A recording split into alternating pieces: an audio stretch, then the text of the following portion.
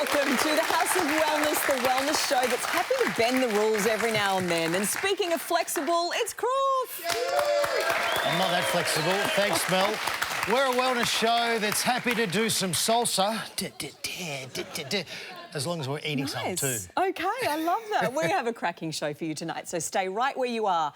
We are diving into the gene pool to find out which parent you can blame for your bad eyesight and your dicky knee. We let our bodies do the talking as we delve into body language, how your rig could be the key to increasing your confidence. Pickleball. What'd you call me? Pickleball. Oh, okay. Why a serious sport has a silly name and it's taking over Australia. And we're delivering a baby. Maybe not. Yeah. We're delivering some baby chat with a very special friend and a very pregnant team member.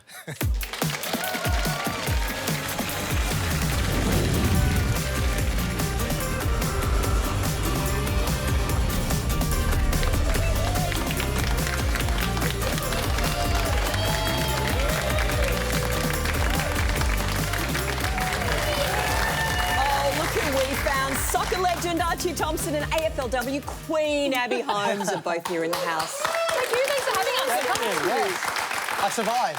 Two legends, two absolute legends. Abby, yes. Now, you're a part of the AFL commentary team with Channel 7. You do a wonderful job. Thank you. You're on SAS Australia, which you dominated. You're on fire.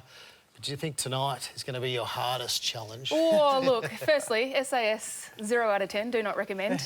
No, just kidding. I absolutely loved it. Huge challenge. But I think I'll be OK on House of Wellness, unless you guys are planning to throw me off a cliff or make me bungee jump or jump out of a plane. That's certainly not my jam. Hold the cliff, scrap the cliff, OK? Just not do that. No cliff, no cliff. They tell me that someone on that couch is pregnant. I'm trying to work out who it is. You can tell he didn't go to biology class. No, how are you? Are you I'm good? really well. Yeah, I guess it's been a great experience for me so far, which I'm very fortunate about because I've got a lot of friends at the moment that are pregnant and not having the best of time on the illness front. So we missed the first trimester completely, only found out past 12 weeks, did New York Marathon 8 weeks pregnant, didn't know. So I've been very, very fortunate. So I've never been pregnant, just between you and I. I've never been pregnant before, but how hard is it to exercise when you're pregnant? For me, the hardest things are the normal kind of day-to-day activities. Putting your shoes on. I almost had to get Luke Hodge to help me at the MCG last week because this little situation just gets in the way of those things. But I would love to see how you would handle it, Crawford. Why don't we challenge you, though? Imagine one of those fake pregnancy bellies. Would you do it? Like you could... Oh, no, no. I think I've got a Lamington belly at the moment, but yeah, we're not asking. We might have a little pregnant? surprise for you later in the show. Once again, a guinea pig. OK. Arch, yes. You've delivered a few babies in the past, Yes, haven't you? I have. Is that true? No. Yeah, funny enough, I had 2 home births with my kids and I delivered both of them at home. Really? Saw absolutely everything. Little off-putting at some stages, but I caught my. So my first one, my daughter, we had her in a birth pool. Yep. So she slipped right out underneath, and I was like a little wicket keeper. You finally use your hands. Yeah. Yes, I know. Yes. And so I didn't drop her, which was great. And then my boy was at home on the living room floor. So what you're saying is that if something was to happen in the next hour or so, I'm in safe hands. Well, I can say I didn't do it great. Well, they're here, so you clearly I try my did. best, They're thriving. Yeah, That's I could try my best. amazing. Yeah. Well done. Incredible. That's a It was super incredible. effort. And what about names? OK, it's always a challenge coming up with good names. I can suggest Shane. It's a timeless classic. Like a 1974 Datsun. Oh, there we go. Sorry. That's very funny. No, how do we go with names? It's challenging naming a human, isn't Yes. it? Because you want them to love it. Yeah. Well, that's true. But we've got a handful of favourites, and everybody's just been saying to us, just wait until you see the baby, Yes. and then you'll work out the Yes. best one that sticks. So A couple of options. Babies aren't always beautiful early. No. Like, not No. always. Maybe beauty within the Well, you behold of think it. when it's your own it is, and then I do Yes. remember looking back on photos, sorry kids, And you're like, and going... oh, it's a gremlin. It looks like a gremlin. It's like Winston Churchill! That was all my kids. My kids were so ugly. I tell you. You're not meant to say that. Oh, you're not watching meant to at say that. Hopefully they're not watching. But they were terrible. What about, have you heard of the theory of, hang on, nominal determinism? So that's where Never a heard of that word. name might determine what you do. For example, Dr. Payne. Oh, Yeah. So you mean like Usain Bolt fast? Yes. Well, Abbey was a real estate agent. Oh, nice. She was. Yeah. Now, Abbey, you and your partner were both footballers, so you could do a football-related name, maybe something like Oval. Oval. It's unique. Yeah. Very Oval. unique. Kazali's a good one. Gender neutral, you know, and a shout out to the umpires. We could do maggot. Yeah. Well, I did a little bit of research for you, so I looked up the top 3 boys and girls' names. So you can choose boys' names, the top 3. Oliver. Is it a guessing game? Oh, no. You can guess. And Henry. Oh, you've just told us the next one. yeah. I thought it was going to be a guessing did 3 game. No, boys. you've just totally ruined it. All right, well, do you want to guess the girls? No, don't want to play anymore. Isla, Amelia and Charlotte. Oh, they're beautiful. You've just ruined the game. Yeah. What about Shane? Surely Shane is just an absolute beauty, really. old when you Let think me about just it. double-check the list. Yeah. No, I can't see it there. I'm so Not at all. sorry. I felt like I was only Archie, like, because I'm 46 years old. 6 years back, I felt like the only Archie in my town, in my area. Now they're everywhere. So there's a popular name. So you started something. I'm trying to put my case across. Is that Archie's Archie timeless, bald? I feel No, like. Archie. Is that because you're bald? No. Well, Archie. my dad's name's Archibald. Oh, there you go. So I wasn't too far off. Yeah, well, I am fitting, so... No, you're very beautiful. Like, you've got beautiful hair. Well, yeah, these two have their man crush. Do you know if it's a boy or a girl? Look, we found out late. So, yeah, we only found out we're pregnant past 12 weeks. Do not so tell us, Oh. because I have an idea. The House of Wellness gender reveal. Why don't we do that right here, OK? Are you up for it? Yeah. Come on, let me take... They never turn out well, though, Crawford. Hey, let's have a look of some that didn't go so well.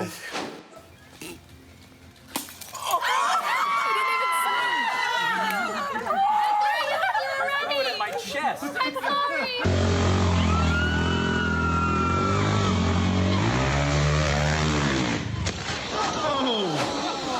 Ouch. How's the husband looking at the wife like it was a bad pitch and it was perfect? He just didn't swing. That was a You got bad to swing, pitch. buddy. Well, you had that meticulously planned gender reveal for the show, but it didn't go all that well. I'm sorry to dob you in. So this is our art director, Troy. Poor Troy. No, just kidding. He is alive and well. He's all good. I'm disappointed because I asked for, like, 50 kilos. Yes. Pink and blue powder and a cannon, and that's what we come up with. What could have gone wrong? In all honesty, though, do you know if you are having a boy or a girl? Well, if Crawford had let me finish instead you of got getting it. all the airtime... I didn't know you were going to tell us. Are you really going to tell us? We found out straight away. So we went from finding out we're pregnant to finding out we're 12 weeks to finding out we're having a little boy. So, yeah. Oh, So very excited. Congratulations. Thank you. Crawford? What about Crawford? What's the last name? Brooksby. Crawford Brooksby. That works. It doesn't really have a ring to it, does it, Oh. that one? We're going to work on that. Back in a tick.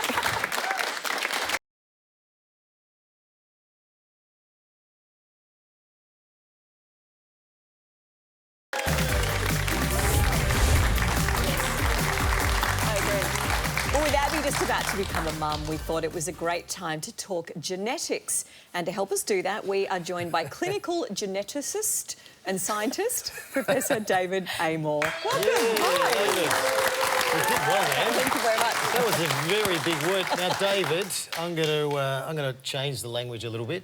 You're the big dog. You're the big cheese, the big kahuna.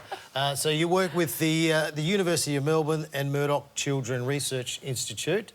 So can you predict how a baby's going to look? I think you can have a go at it, but you can't do it super exactly. So I guess if we think about appearance and the genetics of appearance, you know, the child will usually fit somewhere around the average of the two parents. So, and that's what the apps do when they try and morph the two parents into a predicted child. So, in general, the child will be an average of the parents. But of course, anyone who has more than one child knows that there's actually quite a broad range in the physical appearance of a child that two given people can produce. Yeah. My husband is totally into it, right? He is very, very excited. He's actually gone to one of the AI apps and merged his face and my face. Yes. This is what he came up with. So, look, it's a perfect baby. Oh, that is cute. This is very cute. How's the teeth on it? Ouch. Yeah, that is a beautiful, beautiful Oh, that is a baby. beautiful baby. That's not going to happen because babies are ugly when they're what about physical traits? Can you inherit them? And because Abbey, wonderful footballer, and her husband-to-be, he was a wonderful footballer too. So do we have a professional athlete or an Olympian or a champion sports boy or girl? You know, do we have anything coming that way? Yeah, sporting ability is an interesting one, isn't it? Because it's not just about your physical prowess and you know, strength and height and so forth. There's quite a lot mentally as well. Yes. And so for a child to be successful at sport, and you guys know this very well, obviously you need that pretty unique combination of features to come together in the one child, and whether that occurs or not, that's largely down to chance. Nature versus nurture, I guess, debate, isn't it? When you look at intelligence or sporting ability or, you know, musical ability, how much of that is trained versus, I guess, inherited? Yeah, well, I'm a geneticist, so I'm going to say to you most of it is genetic. Others may disagree, but I kind of think, you know, genetics is the core. We can think of that. Or to put another way, it's the cake and the environment is the icing on the cake. So obviously you need to have the cake there to start with. But the environment, obviously, you know, a supportive environment, even things like what happens in utero during the pregnancy can have some impact as well. Well, I'm a little confused because I was an athlete and I thought that my kids would follow me in those sort of footsteps. So my daughter is an amazing musician. She's a great singer. I sing, but purely in the shower because I'm too embarrassed to go anywhere else. So what's happened there? Yeah, so music ability is mostly genetic as well. Okay. But again, there's an environmental component and things like, you know, exposure to music in the womb, like when you were a fetus yourself, Archie, through to how you learn languages as a youngster can affect your musical ability as well. But yeah, I suspect maybe you might have some latent musical genes in yourself as well. Definitely not my dad. Give us a few notes, go on. No, thank you. Well, I saw a photographer going around the world taking photos of, like, doppelgangers. Can they be, like, possibly related somewhere down the path? Or, you know, have a look at some of these. I mean, it's close. possible that they're related, but in fact... How would you not say that they're, they're like, not related. sisters? Yeah. They're not gotta be related. joking. Wow. Wild. That can't be true. Not related. OK, no. Yeah, so how do you answer that? Could they potentially be from... Well, look, if you go back 200,000 They're years related, or for so, we're sure. all distantly related. Are we saying they're not related? Wow. They're not related. They're twins. How does that Wow. possibly happen? Well, I did a little bit of research and found some doppelgangers for the boys. Archie, have a look here. Here's a young Anthony Mundine. Look, I'd be honest, I don't think he's quite as good looking as you. Thank you. This was before his but he's boxing, been right? punched around. Before his boxing. But I got to say, audience, I'm sure you're with me in this. Crawf. Have a look at this for Crawf.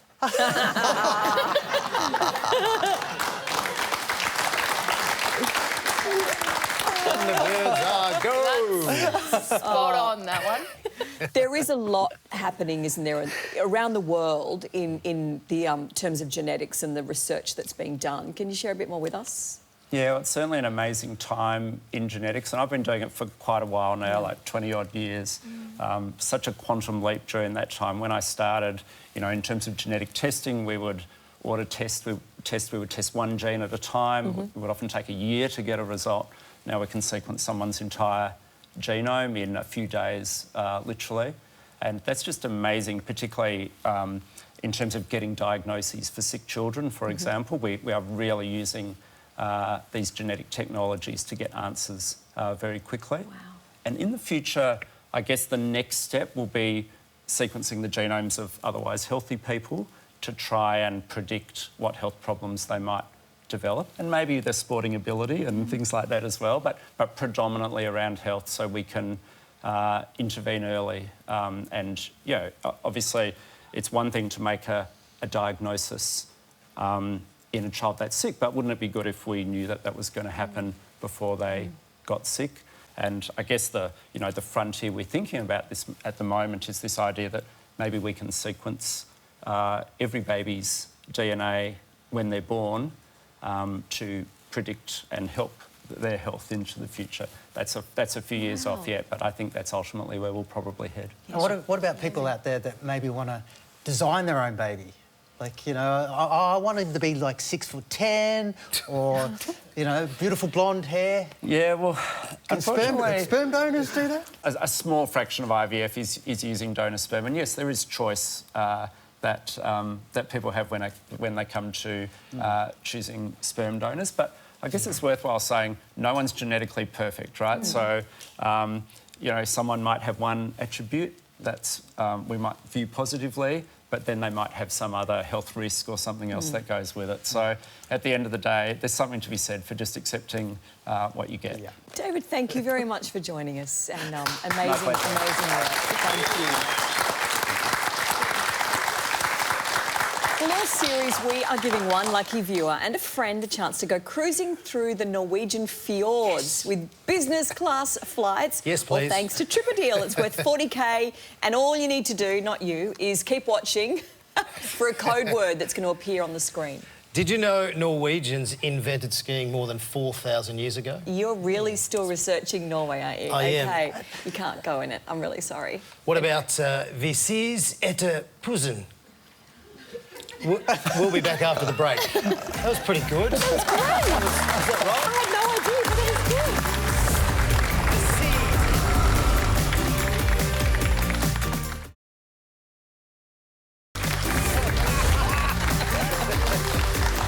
Oh dear, we've actually just been chatting here about extreme sports. So, Archie, are you a thrill seeker? No, I'm not. I'm scared of spiders, I'm scared of everything, but I'm definitely scared of heights, and I feel like every extrame sports has something to do with heights. Yeah. Yeah, so Croft? I'm off. No, I'm not. I'm a big softie. What have I done? I've been in the roulettes and we did 20 loops above the NCG. Wow, how many G's? Might have been 12, but How I many put a Gs bit was you? of mayo on there. So right up above the MCG, and then we're hooking down, and I don't really like flying, even though I fly a lot. So Were you that ill? was a... Didn't make you feel sick? I actually went in a fighter jet once. Yep.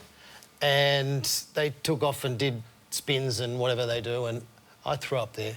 Oh. Abbey, SAS, are you as adventurous off camera?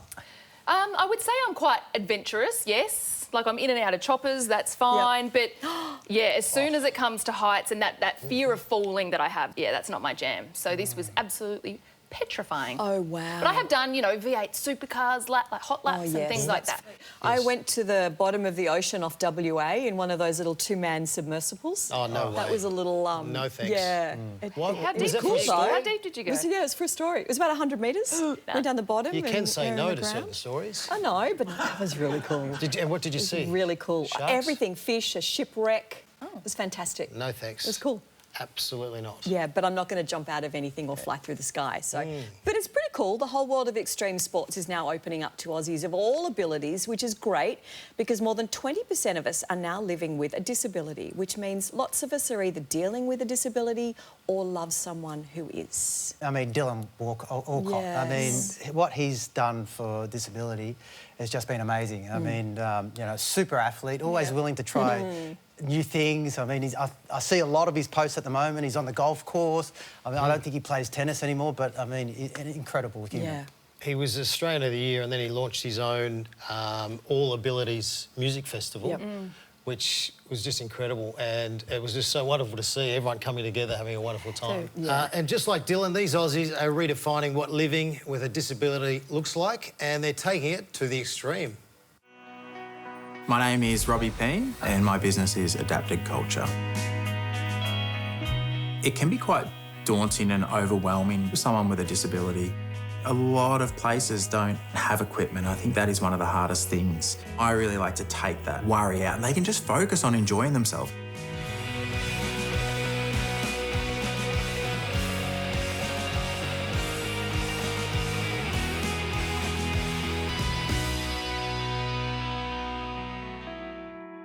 I had my accident in 2008, a head-on collision on a motorbike. I landed 40 metres away from the car in a paddock. I remember waking up and I couldn't breathe, and then I just completely passed out and woke up in ICU 2 weeks later. I broke approximately 60% of the bones in my body and broke my spine, which put me in a wheelchair. I didn't know where I was going to go with my life. More than anything, I was just lost. One thing I learnt was I'm in control of what I do. I can do all these things, I just need to do them in a safe environment.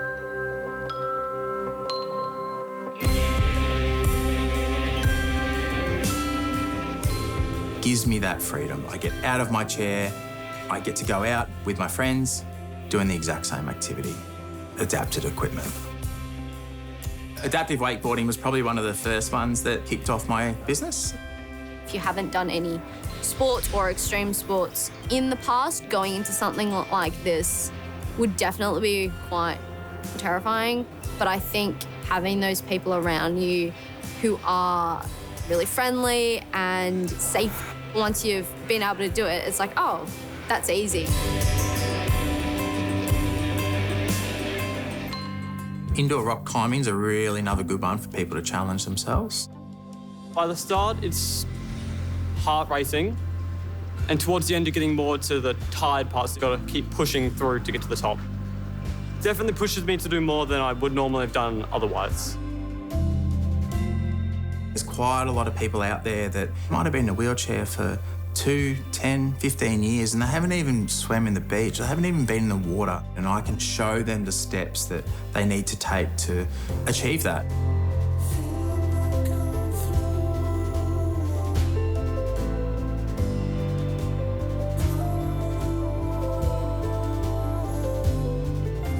When you get in the water, everything frees up, no pressure on your joints. You just feel a little bit at peace, I guess. Zone out and just enjoy the swim for what it is. Focus on the positive stuff that you can still do, because really, in this day and age, there's nothing you can't really do. For anyone that wants to try a sport or they're a bit hesitant to, just get involved with someone like Robbie that makes you feel comfortable and go at your own pace. If you are hesitant, he'll make you feel good about it and get you involved. Helping people is probably the biggest achievement of my life. If I can support someone in fulfilling what they want to do and making them happy, that really is like what adapted culture is all about. Yeah, what a gorgeous story. And Dion, who we saw wakeboarding in Crackage, is actually here in the audience with us. Hi, Dion, how are you? I'm very good, thanks. Nice to see you. Dion. Tell us how important a program like that is for you. I enjoy the wakeboarding because it just, when I started, it opened up an opportunity to do stuff I enjoyed before I received my injury. What about the mental battle? Obviously, you want to try and get yourself mentally back and feeling good about yourself. So tell us about that journey. You have your days where you're not as mentally strong and stuff like that, but definitely connecting back with sport for me and exercise. Having a support network to able to do that with like-minded people is really important. Well done, Dion. No, And thanks for coming in. Keep wakeboarding. Do you reckon I should get these guys to have a go? I love wakeboarding. Yeah. Do you? I've never tried it. Water skiing and wakeboarding. I loved it. I grew up on the Murray River. I wasn't very good at it, but I loved doing it. Yeah, I'm not very sporty. Did you know, I found out during the break that Archie is scared of the Ferris wheel? Oh, that was between us. Was it? I'm like, I think it's one of the funniest things I've ever heard. Some of them are really hard. This man who represented our country and put his body on the line, he's scared of the Ferris wheel. All right, we'll stop laughing now. Still to come, how to harness your body language to start Ferris wheel? speaking success. Maybe he can take it till he makes it.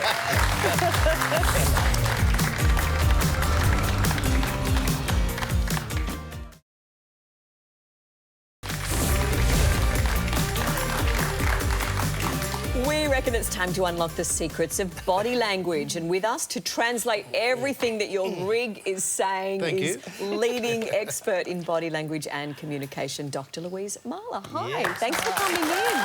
This is going to be exciting. I know, it is a really fascinating topic, isn't it? So how important is it that we convey confidence with our body? What are we all telling you, I guess, through our body language? Oh, Mel, bodies are critically important. So what they do is that bodies, of course, can enhance our communication, or they can say the opposite if we're saying we're happy and we're not looking happy, or we express emotion. But the critical thing is that bodies give a perception of who we are. So people read, are you a leader? Are you trustworthy? Are you confident? They read that in our bodies. So they're critically important. And what do you think I'm saying to you right now? Well, Shane, you're very handsome. And don't tell him. You can come on any time. But you look very confident because your body's up straight, you're breathing, there's no breathing high, you've got massive eye contact, your head is on your body. Say massive eyebrows. Yeah, they're pretty So you hairy. look very confident. What about But the she's a bit old scary. fake it till you make it analogy with your body language? And I don't know, I guess when speaking in front of people, it might be, you know, a job interview or a presentation or at a sporting club. So it's just the words "fake it till you make it" it just shows our fear about bodies. so it's Because negative. you know, there's two sides to the whole thing. One is what is the perception of others, but the other is how do you actually feel? People often say, "Oh, people think I'm okay, but I feel terrible." So bodies are not just about the perception of others; they're about managing yourself so that you feel confident. Can I show you some ideas if we can please move do. the table? You want to move the table? OK. Okay. You're just I was going going to say, just straight redesign the up, set, no you are worries. very impressive. Thank you. Already, I'm just watching your body language. And can I just say, that's the quickest I've ever seen them move. So what people do when they get in front of others is that they lose their balance. So women tend to cross their legs over, so we're unbalanced, and then we cross our hands over our body. And these are really bad things, not just for the perception of others, but actually for how we feel. We need to be balanced in our body. We need to keep our hands outside what I call the Bermuda Triangle, keep them outside.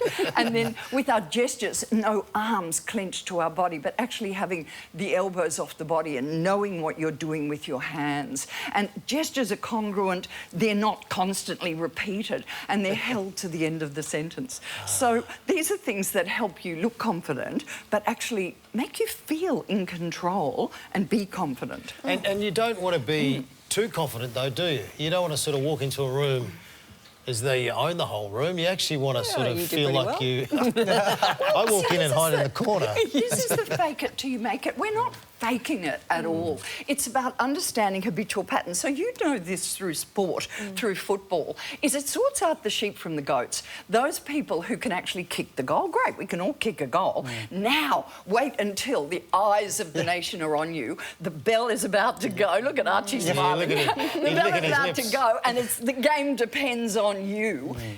Can you do it? What intimidates someone?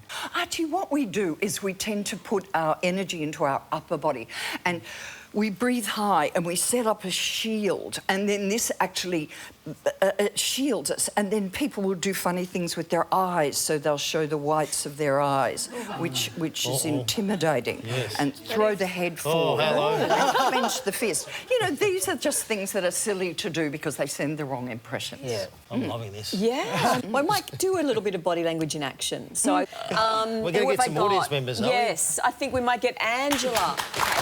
This is Angela. Hi. Hello. Hello, Angela. Yeah, maybe we pretend that you're talking to Archie and meeting him for the first time. Maybe it's a job interview. Archie, you can be the boss. You can be about to interview somebody. Archie's the boss? Hang on, this is quite funny. Archie's the boss? I've lost it already. Yeah, okay. Right, Archie. Okay. Yes. Hi, Archie. I'm Angela. Hey, Angela. You got the job. Okay, we're done. Really great. Nice. Okay, so what did Angie do?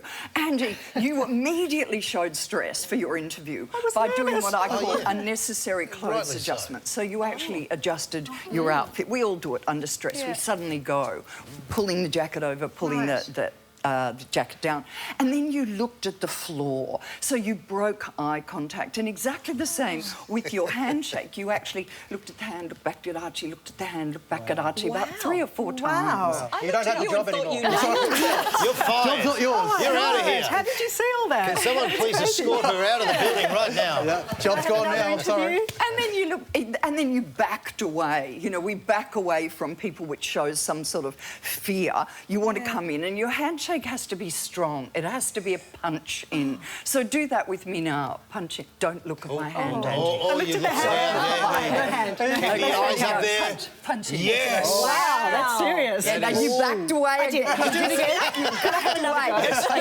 Being stronger. That's a habitual pattern. So many people do that. The other thing that you did was when you came in for your handshake, you actually had your left foot forward, not your right foot. And so do it again, and I'll show you. It's your left foot is your habitual It's like pattern. the hokey pokey. Yeah. Think of that. Left foot. Oh, you wanted to... You don't know what to do. Right, let's change And it. what happens when we did. come with our left foot is that we lose our balance, and very often people will fall over like this. And you come in for an interview, you want to show I'm confident, and then you fall over. Yeah. And of course, if I were Trump, what would I do to you with the handshake? Is I'd actually pull you over. I'd try to test your strength. So the other thing is your arm was too short. So my arm was long, but your arm was short, okay. which means that now you're leaning forward and your weight's not on your front foot. You've got to have weight. That's it. You've got to... That's it. That's it. That's well done. Okay. Thank you very much. And thank you for being... I wouldn't lean forward. Oh, you wouldn't lean forward. Thanks for joining us, Dr. Louise Marler.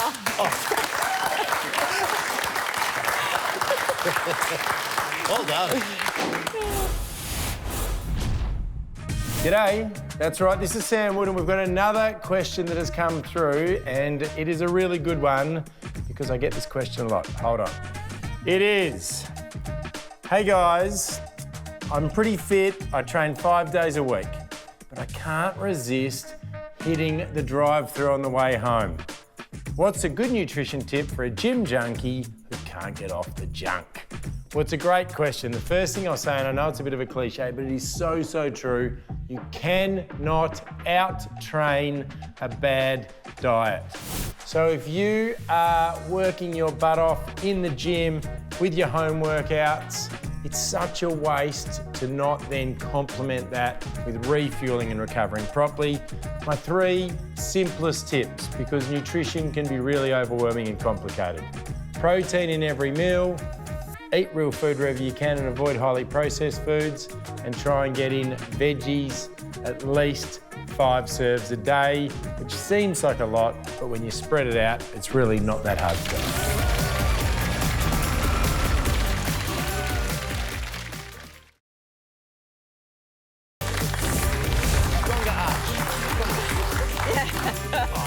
Oh, look, honestly, with 2 of Australia's best athletes here tonight, I thought we should get back to sport. So let's... 2? 2. 2? Oh, sorry. With 2 of Australia's best athletes and Shane Crawford here, I thought we should get back into sport. Do you guys enjoy playing sport in your downtime? Oh, I love it. Tennis. I love playing tennis. Keegan bought me some rackets for my birthday a little while ago, but then the abs situation, the core situation, kind of put an end to that one for the time being. Yeah. What about as a kid? I actually used to play AFL. So, yeah, I was school football. Yes. Played against Bradshaw, actually, because he grew up in the same sort of area. Right. Fraser Garrick was there. So I played a bit of footy, but tennis also was something. And netball was my jam as well for many, many years. Yeah. As a youngster before I moved to Darwin, that's what I did. And then, obviously, football. BMX was my thing. Oh, yes. Really? I was a BMX bandit. Remember that movie with Nicole Kidman? Well, I met her and Molly Meldrum at the Frankston BMX track for the Victorian titles. Oh, that's cool. And then Mum said she hasn't got any money to bring us to Melbourne all the time, so I thought I was going to play footy. So it turned out to become a footballer. Worked out pretty well for you, didn't it? Could have been a BMX champion as well. Could have, would have, should have. But anyway, I love BMX. It was good fun. Oh, look, no, I'm not very sporty. I know you might all be surprised by that. Now, you're around sport all the time. Yes. Do you pinch yourself? Absolutely. That you work in sport and you love sport? I do. It's a dream job. Yep. At the end of the day, I'm a die-hard footy fan, first and foremost, a die-hard sports fan. So to think that it is your job to be there on game days with some of the biggest sporting moments in Australian history, it's a dream. And working with so many incredible people. One of them, obviously, the legendary Bruce McAvaney. You posted a clip the other day, which I loved. Let's have a quick look. Set.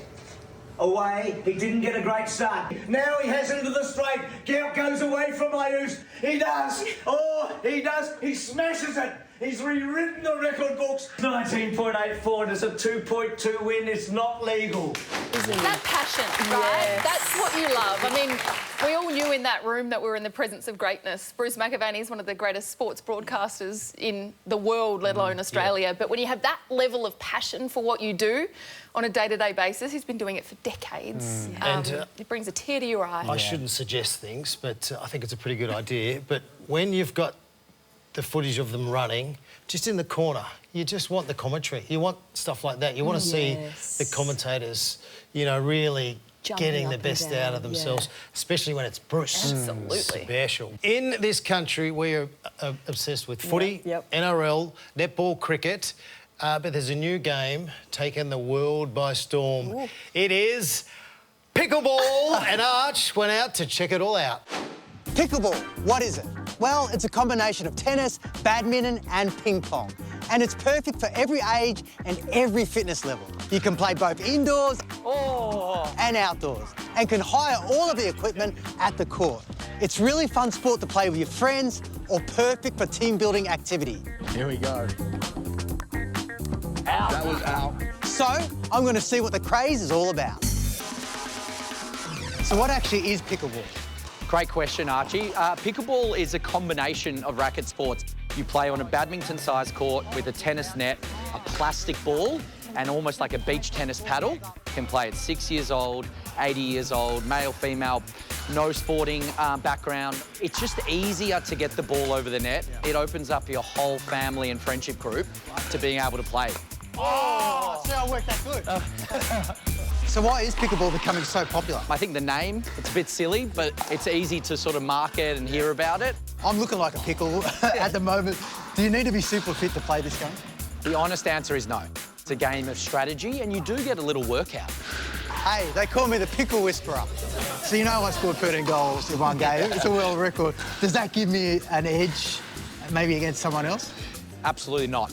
It's still one of the greater athletic achievements I've seen, and one of my favourite YouTube videos, but everyone starts on an equal playing field in pickleball. Yeah. You'll have a slight edge with your athletic prowess, but the beauty is you still need to learn the little strategy and different nuances of the sport. Oh, mate. Body's not like it used to be. Can someone get us some pickle juice? Very good. Awesome. That's good. Wow, that's good. Well done. Yeah, thank you. It's great. Was it fun? Yeah, it was really good, really good. I mean, it's such a craze at the moment. Yeah. Not just in Australia, but all over the world. So good to try something new. I interviewed Andre Agassi last year. He's a big pickleball man. Crawford, have you? Really? Wow. Tried? I've played, but do you know what? I love pickles. Do you? Oh, seriously, who doesn't love pickles? Oh, I'm not sure if that's how it works. It's coming back to food. That's okay. I love pickles, yum. Well, actually, pickle juice, it is really quite popular at the moment with athletes. It's great for relieving cramps, exercise recovery, of course, blood sugar regulation, and some would say a hangover too, so... All right, well, get your platter and your snacks ready because after the break it's time for happy hour. The pickle juice is on me. And you want more House of Wellness while you sip on your pickle juice, get us in your ear holes, that is. Get us in your ear holes right here every Sunday morning, right around the country, hosted by Gerald and Sarah Marie, who are in the audience tonight. Tune in if you get a chance. Awesome. Thanks for coming in.